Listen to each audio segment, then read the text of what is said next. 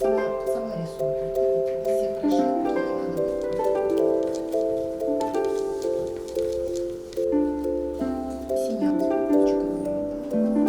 Бул чакан бөлмөдө сүрөт тартуу окутуусу өтүп жатат. Үйрөнчүктөр азырынча ушул процессти өздөштүрүп, бара-бара идиштерди кооздогонго өтөт. Тагыраагы фарфордон жасалган идиштин сыртына сүрөттөрдү түшүрүшөт. Бир көргөндө оңой көрүнгөнү менен артында чоң илим, өнөр, талант жатат дейт окутуучу. Меня что объединяет? Бул менин бала чактагы эле кыялым эле. Кичинекей кыздардын баары эле идиш аяк менен ойнойт эмеспи? Мен дагы ошентип ойноп, анан идиш аяктын тышындагы кооз сүрөттөрдү кантип түшүрөт деген кызыгуум көөдөндө жүрдү. Бир идишти алып, өзүм кооздоп, сүрөт тарткым келчү. Ошол кыялымды ишке ашыруунун жолдорун издеп атып, онлайн курстар тууралуу билдим. Анда дал ушул көркөм сүрөт тартуу фарфор идишин кандай жасалышы боюнча бир нече курстарды аяктадым. Чайник. И вот это вот красиво что-то самой нарисовать. Каарман профессионалдык көркөм сүрөтчү болууну самагандыктан көркөм сүрөт искусство окуу жайын дагы аяктаган. Анын айтымында, идиш аякты көркөм кооздоо өнөрү көп убакыт искусство катары кабылданбай, жөн гана кол өнөрчүлүк катары бааланчу. Учурда тескерисинче искусство катары белгилүү болууда. Вот это вот такая, скажем, примитивная графика. Это Мына бул эң жөнөкөй графика менен аткарылган. Мында атайын калемдин түрү менен тартылган. 1300 градус ысыкта какталган идиште жөнөкөй же көмүр калемдер чыдабайт. Ал эми бул кара кобальт техникасында аткарылган иш. Көбүн эсе гжелевчилер колдонот. Это кобальт черный. Гжелев техникасы өзүнүн көк жана ак түстөгү гүл композициялары менен белгилүү. Эки эле боюктун түрү колдонулган техника оңой көрүнгөнү менен майдабарат эрежелери менен татаалдашкан. Бул бир эле техника, андан сырткары дагы бир нече ыкма менен сүрөттөр тартылат. Это хлебная тарелка. Мына бул тарелка карапа өндүрүшү менен жасалган. Фарфордон жасалганы менен бир аз салмактуураак келет. Анткени бул жерде кошумча айник кошулган. Билесиңерби, мен бул өнөрдү аркалаганымдан бери кооз бөтөлкө көрсөм эле чогултуп басып жүрөм. Аларды анан мына мынтип идишти кооздогонго колдоном. На полу красивого стекла. Я так оглянусь и подниму. Галина Тандын көркөм кол өнөрчүлүк студиясын иштетип жатканына 3 жыл болгонун айтат. Курска жаш куракка карабай каалоочулар келет. Жана ошондой эле кесип дагы маанилүү эмес. Таптакыр башка тармактан келип, бирок бара-бара дал ушул кол өнөрчүлүккө шыктуулар чыгып, өзүлөрүнүн жеке идиш жыйнактарын чыгаргандар бар экен.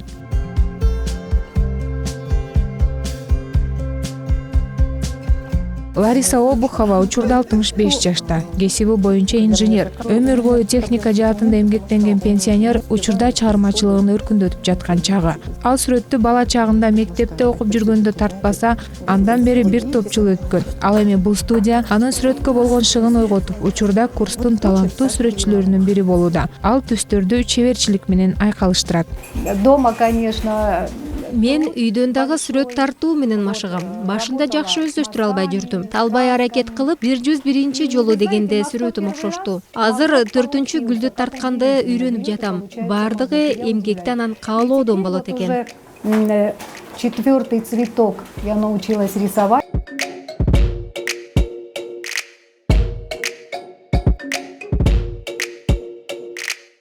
Чындыгында бул текчилерде тизилген кооз идиштерди көрүп, колго жасалганына ишенбей дагы кетесиң. Бардыгы тең чеберчилик менен жасалган. Көбүнесе бул студияда окуган окуучуларга таандык эмгектер. Фарфор идиш абдан жеңил келет. Карасаңыз кагаздай эле.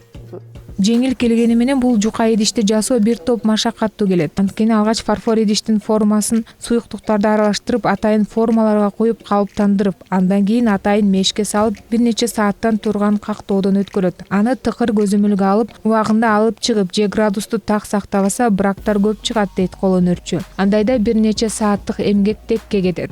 Бул жерде тажрыйба дагы чоң мааниге ээ. Негизинен идишти мешке кактоо процесси эркектерге көбүрөөк тиешелүү болуп калат. Бирок азырынча бул өнөрчүлүккө кызыккан эркек балдар жок болгондуктан өзүм жасайм дейт Галина.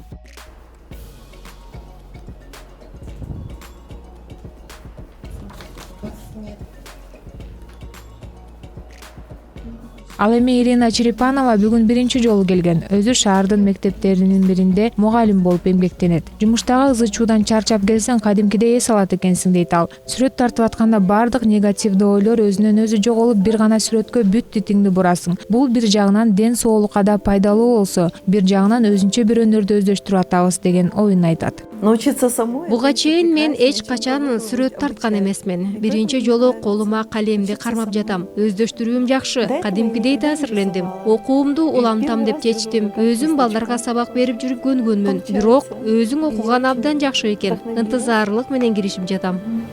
И хочу продолжать обучение.